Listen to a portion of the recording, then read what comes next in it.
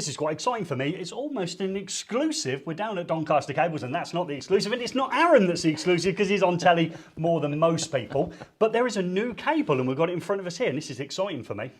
Yes, a brand new cable coming off the premise of EV Ultra, now bringing something into the PV world. The whole point is quicker, neater, easier and safer installation for solar PV systems. God, that's an opening statement there to grab everyone's attention. And that's going to be quite a tricky thing to do with those PV cables, isn't it? Because we often see them, don't we, scattered around in roof spaces, and they look remarkably like they're maybe for the satellite TV, and that's one of the problems you've solved, isn't it? Yeah, so one of those problems with looking like a coaxial is many times I've done work in my houses and dropped a coax or split a coax into a kid's bedroom, and that whole danger of a DIYer potentially cutting something that's 600 volts is quite worrying. But we've tried to tick as many of the boxes as we can, so we're bringing loads of features and benefits. We've got some of the products on the table, but we've aimed for solar string to isolator and inverter every single time, one length of cable. No need for all the other bits and pieces. Okay, and that's what we've got in front of us here, and you've named it PV Ultra, so it's part of the Ultra family. It's part of the Ultra family. Okay, my favourite member being Ultra Plus, as I named that one. Yeah, okay, that's a different story for those people who follow the channel regularly. Got it in front of us. It looks remarkably like, I'd imagine people are thinking that's looking like a steel armoured, maybe a tough sheath cable, but it's got a real, nice feel about it. It's very lightweight, obviously, because of the cable construction, but very flexible as well. And you're expecting this to go directly from the panels to the inverter? Yes, that's what we think it'll do. Okay, so how am I going to do that? Because I was envisaging, first of all, maybe an adaptable box, landing into it, bringing my connections from my panels into an adaptable box, this cable down to where the inverter is, but you think we can do that without the adaptable box? Yeah, so currently people are using the single cores, yep. And then when it's coming outside the building, most people are taking it into conduit or some sort of containment or trunking or something like that. And we wanted to make it so you didn't have to do that. So now this cable can be clipped straight to the side of a wall. Okay, let's have a... And it's got its own protection, it doesn't need the conduit.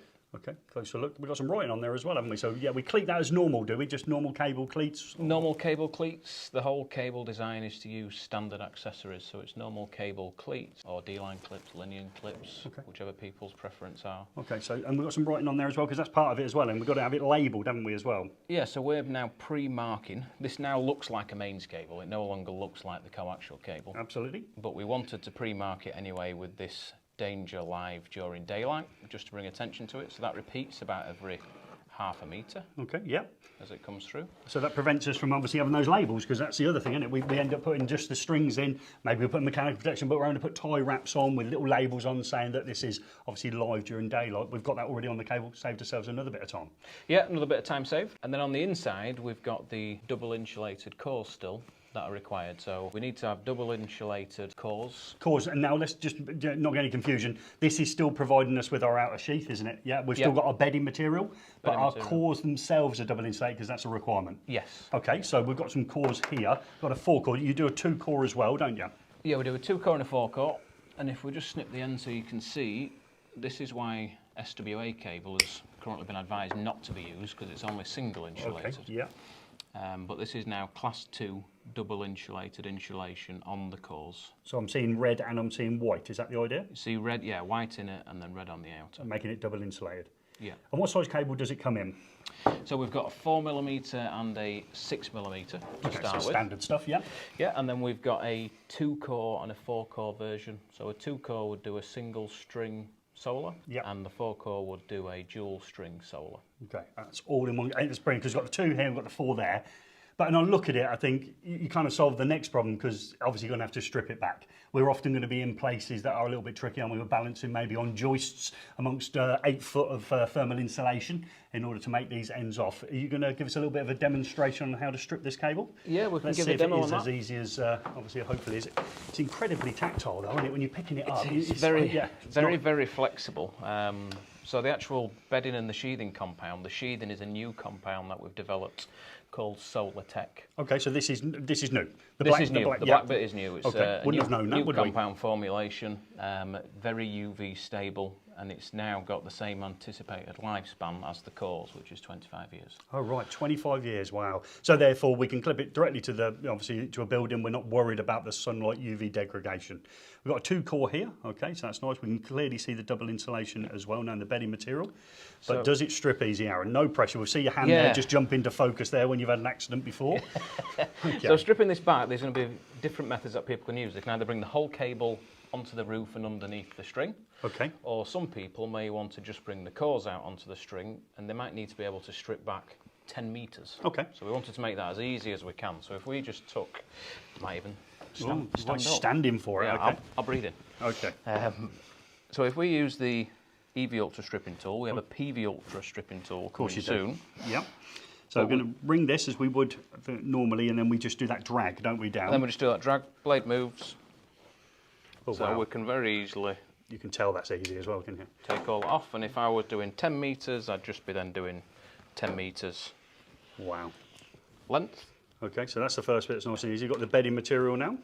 Now we don't want to use the blade to strip the bedding material. Okay. We want to make sure that we're not nicking or damaging the cores inside. Okay, so you can use your So- cropping tool because you're used to doing it that way. Remember, choose the most familiar method of stripping. So if we just take that end off, Okay. you'll then see inside Oh, we have this high tensile ripcord. So you can then, once that gets started, no. you could walk I can see where this is going. the full 10 metres back if you were stripping 10 metres, and you just pull it. Look at that. And then That's the things that this we just like pops about, out. obviously, Cat 5 and Cat 6 cables, isn't it? You've embedded that in there as well. And then obviously just tidy the end up as we would normally. Oh, look, you're not going to just... well, this is really soft, so you can actually just pull it, but you can ring that, you can use a knife, and then I'm just going to take those rip cords and just snip them back. You got it all covered. Yeah, I mean, that was...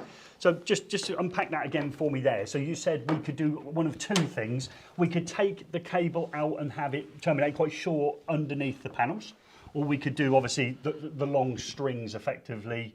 Maybe we've got this cable laying in a roof space. You've got two options there. Yeah, two options, and it's really important on the forecore, we feel, because if you've got two strings, they might be separate sides They of go the separate ways, yeah. separate sides of the property. So you could do this inside the roof space, take one pair that way and one pair the other way. And I take it we've identified them here by obviously the colours required, so we know we've got positive and negative. But when we go here, we can see we've got positive and negative on the forecore, but we've got to know which one's with which. That's another thing that we've actually ticked off here with the red and white. So one of the issues with the blacks is polarity. Yes. This is now in line with the wiring regulations, so red and white for DC unearthed circuits. Yes.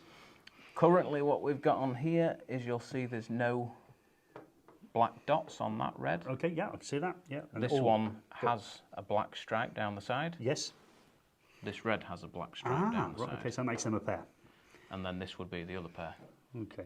And you've also used a bit of heat shrink down the end. What's your thinking about using heat shrink? Initial feedback that we've got is people asking how they was going to tidy up this end. Okay. So some people feel like they don't need anything if it's in the loft space. Oh, great. Some people said they were just going to tape it up. Okay. Some people are going to put it into a whisker box, junction box. Some people jelly filled. So there's loads of different options and Okay. just clamping jelly over it. We found these, which look absolutely enormous. They do, and we've done a whole set of videos on heat shrink, and I know, depending on the ratio, that's going to get down to the right size. Yep, so you're going to slide that on, and then we get a booted seal on the end. I like you that. get booted on the I end. know one member of the eFix team is going to love that, and let's say its name's Gordon. Look at that. And that makes a nice tidy. And you could put a gland on there as well, couldn't you? Yeah, you can put a gland on there. There's multi-hole insert glands, so you can get multi-hole inserts where there's 2 or 4. So there's just loads of different options for termination-wise, and it's just going to depend on how people want it to look and what their preferred choice is. So yeah, again, you would suggest, okay, there's a team at eFix that you've solved a problem out there. We had the problem when we bought our EV Ultra. We had the problem of obviously getting the data communication cables to it, or whether we were measuring the current through a CT clamp. And now you've solved the problem with a very, very tactile and easy to strip cable. That means we've now got PV Ultra on the market. Yeah, we feel like we've done quite a lot, so it's lower time on the installation, less materials, no conduit needed, no elbows, no bends, no connectors. We've got the easy polarity identification, we've got the inverter to string every single time. You don't really need to plan the route anymore where you would have done with conduit and things like that. I like that. So yeah, we feel like we're ticking quite a lot of boxes to make it a quicker, neater, easier install. Have you ever thought about making cable for a living, Aaron? Because you seem to have got this down to a fine art. Fantastic. If you want to see how some of the cables are made at Doncaster Cables, check out the videos on screen now.